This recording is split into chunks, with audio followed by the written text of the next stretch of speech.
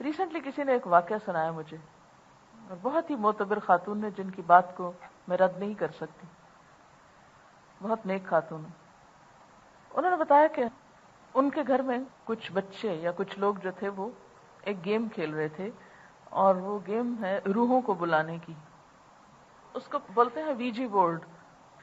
اچھا، اس میں ہوتا کیا ہے، جیسے یہ شیشہ ہے نا، تو اس پر رکھ کے تو ABCD اور 1 2 3 وغیرہ لکھ کے، اور درمیان میں ایک سرکل بنا کے تو اس پہ گلاس کو الٹا کر کے رکھتے ہیں، اور پھر 2 3 لوگ جو ہیں وہ اپنا فنگر سے ٹچ کرتے ہیں اور پھر اس سے بات کرتے ہیں، تو وہ گلاس موو کرنا شروع کر دیتا ہے. اور ان حروف کے اوپر، میرے خیال آپ میں سے ہر ایک نے یہ کھیل کھیلا ہوگا. نہیں، شکر اللہ کا کہ آپ نے وقت ضائع نہیں کیا. اللہ تعالیٰ کا خاص شکر ادا کریں جس نے آپ کو اس غلطی سے محفوظ رکھا. بہرحال اس لیے کہ ہم اسکول میں تھے تو کسی نے ایسا ہی کیا، اور اس پہ میں نے کافی غور کیا کہ وہ موو کرتا ہے. یعنی ایک تو ہوتا نا، کوئی کر رہا ہے تو آپ کہیں نہیں تم جان بوجھ کے کر رہے ہو، لیکن وہ کرتا ہے. تو میں نے مختلف لوگوں سے پوچھا، لیکن مجھے جو اس کی صحیح انٹرپریٹیشن سمجھ میں آتی وہ یہ کہ یہ جن ہوتا ہے. ٹھیک ہے، اچھا، جنات یا شیاطین یا اس طرح کی چیز ہوتے ہیں، وہ اس میں آتے ہیں کیونکہ وہ چھوٹی سے چھوٹی جگہ پر بھی سما جاتے ہیں، گھس سکتے ہیں اندر. اگر وہ دل کے اندر سما سکتے ہیں تو گلاس تو بڑی چیز ہے.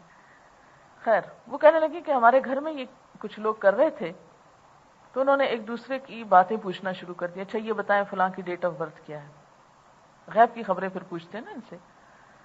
اچھا، اب یہ کہ وہ بہت ساری باتیں جو تھیں اس میں درست نکلی، لیکن کہنے لگے کہ میرے بارے میں جو کچھ بھی پوچھا کہ وہ کچھ نہ بتا سکا. کہتی میں نے اسی وقت خاموشی سے آیت الکرسی پڑھ لی. کہتی کہ مجھے آپ کی کلاس کی وہ بات یاد آئی کہ آپ نے ایک حدیث سنائی تھی کہ جب آپ گھر سے نکلتے ہیں اور آپ پڑھتے ہیں بسم اللہ توکلت علی اللہ لا حول ولا قوت الا باللہ، تو اس سے کیا ہوتا ہے کہ ایک فرشتہ یا پکارنے والا پکارتا ہے، ہدیتا و کفیتا و وقیتا، تم ہدایت پا گئے اور کافی کر دیے گئے، یعنی اللہ کی حفاظت تمہیں کافی ہے. وہ وقیتا، اور تم بچا لیے گئے، یعنی اب کوئی جن شیطان کوئی تمہیں نقصان نہیں دے سکتا. بہرحال یہاں ایک بات کی وضاحت کرتی چلی جاؤں، ایسی خبریں پوچھنا ایمان کو ضائع کرنا ہے. اس لیے کہیں میرے اس واقعے کے بتانے سے آپ گھر جا کے یہ کھیل کھیلنا نہ شروع کر دیں، تو میں اس سے بری ذمہ ہوں. یہ صرف اس لیے کوٹ کیا گیا ہے کہ کبھی ہو سکتا ہے آپ سے کوئی آ کے پوچھے کہ اس کی حقیقت کیا ہے، یا یہ سچ ہے یا جھوٹ ہے، یہ کیا چیز ہے.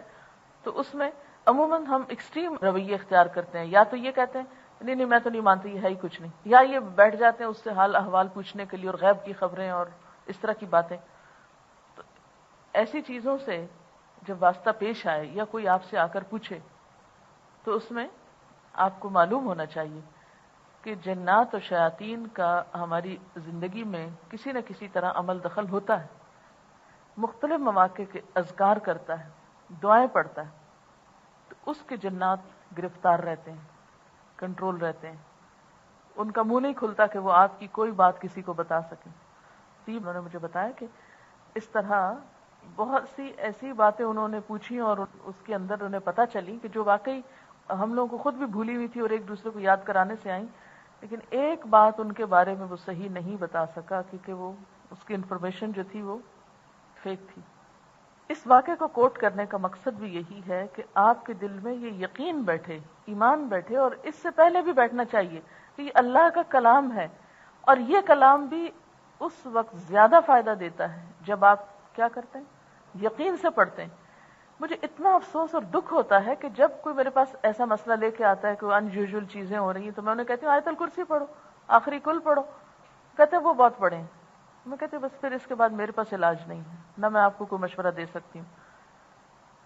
یہ کیسے ہو سکتا ہے کہ اللہ کا کلام جو اللہ کے رسول صلی اللہ علیہ وسلم نے بطور علاج بتایا وہ اثر نہ کرے؟ فرق ہے تو آپ کے اپنے یقین میں ہے. پورے یقین سے پڑھو اور پھر دیکھو کہ اثر ہوتا ہے یا نہیں ہوتا. تو بنیادی طور پر کلام میں فرق نہیں ہے، کلام میں کمی نہیں ہے. اللہ کا کلام ہر چیز سے بڑھ کر طاقتور ہے.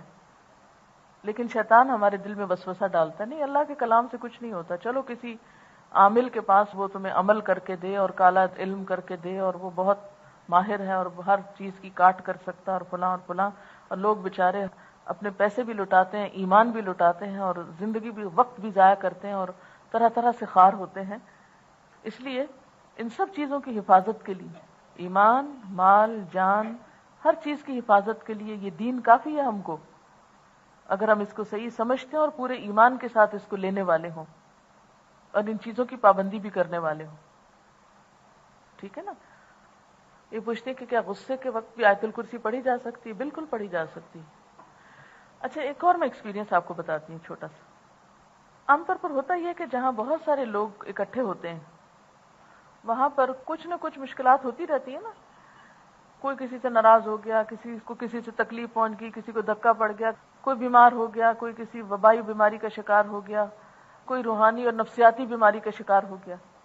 تو جب آپ دیکھیں 300-400 کی کلاس ہو تو وہاں کوئی نہ کوئی ایک آدھ پرسن ایسا ضرور ہوتا ہے کہ جو اس طرح کی مشکلات کا شکار ہو سکتا ہے، اور پھر اس کو دیکھ کے بعض اوقات دوسرے بھی ہونے لگتے ہیں. یہ بھی چھوت کے مرض کی طرح ہوتا ہے، کیونکہ ہم نفسیاتی طور پر پھر اس سے کیا کرتے ہیں، اثر قبول کر لیتے ہیں. میرا تو حال یہ ہے کہ اگر میں کسی کو فلو میں دیکھوں اسی لمحے مجھے کچھ ہونے لگتا ہے اندر.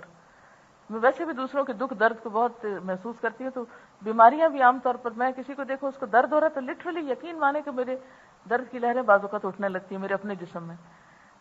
میں کہتی ہوں مجھے تو اس حدیث پہ زیادہ ہی عمل کا موقع ملا ہے کہ مسلمان ایک جسم کی طرح ہے، اگر ایک حصہ دکھ رہا ہو تو باقی سب کو بخار ہو جاتا ہے. تو مجھے فزیکلی بعض اوقات ایسی فیلنگ ہوتی ہے، اور خاص طور پہ فلو جیسے میں کسی کو دیکھوں تو میں ریزسٹ نہیں کر پاتی، فوراً کیچ کرتی ہوں، دیکھنا ہی کافی ہوتا ہے. اسی لیے جب مجھے ہوتا ہے تو میں کسی کے سامنے جانے سے گریز کرتی ہوں کہ کسی اور کو میری وجہ سے تکلیف نہ ہو.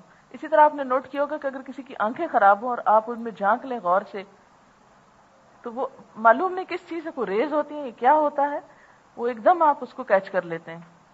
خیر، اب یہ تھا کہ جب ہم نے یہ الہدا کی موجودہ اسلام آباد کی بلڈنگ بنائی تو اب مجھے بڑی فکر ہوئی کہ میں خود بھی وہاں نہیں ہوں، کیونکہ ایک دفعہ میں 2-4 سال پہلے عمرے پہ گئی، پیچھے مجھے پتا چلا کہ جی ایک بیمار ہے، دوسرا بیمار ہے. پوچھوں ہے کیا، اس کو بھی جن پڑا ہوا، اس کو بھی پڑا ہوا. میں نے کہا اچھا ٹھہر جب میں آتی ہوں تو میں سب کے جن نکالتی ہوں. اب بلیو می، جس دن میں پہنچی ہوں سب کے جن بھاگ گئے، سب ٹھیک ٹھاک بیٹھے ہوں.